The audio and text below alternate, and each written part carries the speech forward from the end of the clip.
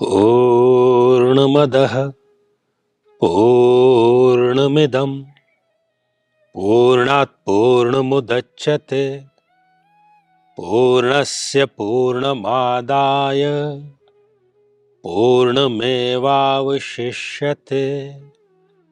ॐ शान्तिः शान्तिः शान्तिः।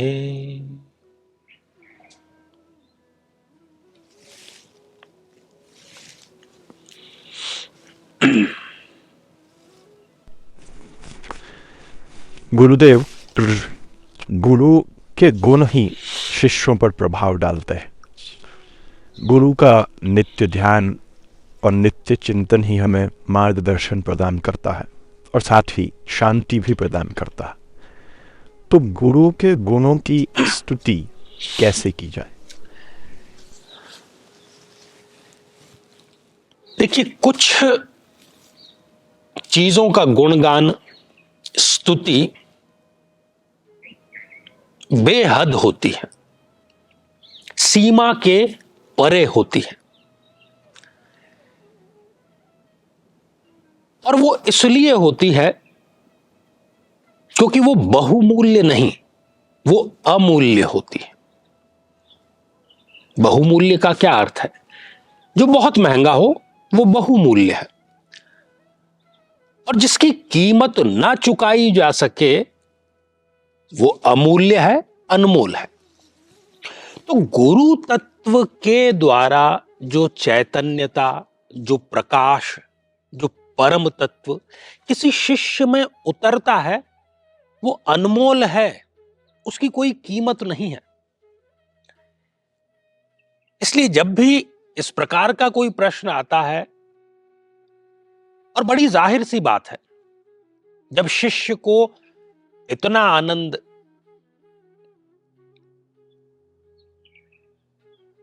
और परम शांति मिलती है, तब उसके मन में भी ये भाव आना स्वाभाविक है, बिल्कुल गलत नहीं कि मैं क्या कर दूं गुरु के लिए।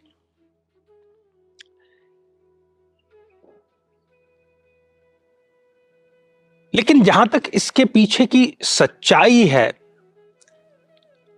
वो यही है कि किया नहीं जा सकता, क्योंकि जो गुण है, क्योंकि गुरु के माध्यम से ईश तत्व का प्रकाश आप में उतरा है। कोई साधारण बात नहीं है, ये असाधारण बात है। जब एक विद्यार्थी की परीक्षा होती है तो वो हर चीज एक्स्ट्रा लेकर के जाता है अपनी तरफ से। रोज घर में एक ही पेन यूज करेगा, लेकिन परीक्षा वाले दिन 4-5 कलम अपने साथ में लेकर के जाएगा कि ये बंद पड़ गई तो दूसरी, दूसरी बंद पड़ गई तो तीसरी। और परीक्षा हॉल में जब वो लिखता भी है तब वहां पर एक्स्ट्रा सप्लीमेंट्री कॉपी, मतलब आप जितना चाहें लिख सकते हैं, कोई दिक्कत नहीं है। और तीसरी बात परीक्षा में क्या है कि वो लगातार 3 घंटे तक लिखता है, चाहे उसके हाथ दुख रहे हैं पर वो लिखता चला जाता है। इतना सब करने के बावजूद जब परीक्षा हॉल से बाहर आता है तब उसकी कई लोगों की यह शिकायत होती है कि अरे मुझे तो ये आता था और ये छूट गया,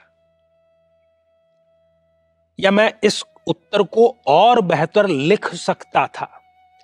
तो ठीक वैसे ही जब हम अपने गुरु के बारे में ऐसी आकांक्षा रखते हैं मन में कि हम क्या कर लें उनके लिए, तब एक सच्चे शिष्य के मन में इस प्रकार के भाव आते हैं कि वो कैसे गुणगान करे, कैसे वो उसकी जो कीमत है वो चुका पाए। प्रयास अपनी तरफ से करते हैं।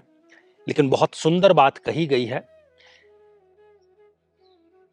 कि जो समुद्र की जल राशि है, यदि उसको भी स्याही में कन्वर्ट कर दिया जाए और जितने भी पेड़ पौधे लकड़ियां हैं दुनिया में, उनकी यदि कलम भी बना दी जाए और पूरी धरती पर भी यदि लिखना प्रारंभ किया जाए तो एक सच्चे गुरु के जो गुण है, तब भी कहते हैं कि उसका गुणगान नहीं किया जा सकता।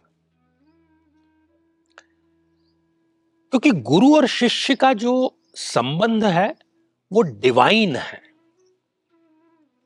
वो दुनियावी नहीं है, वो आत्मिक संबंध है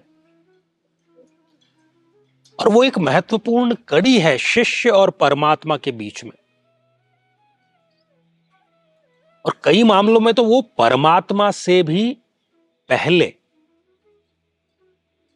इसीलिए उनको प्रथम पूज्य भी कहा गया है।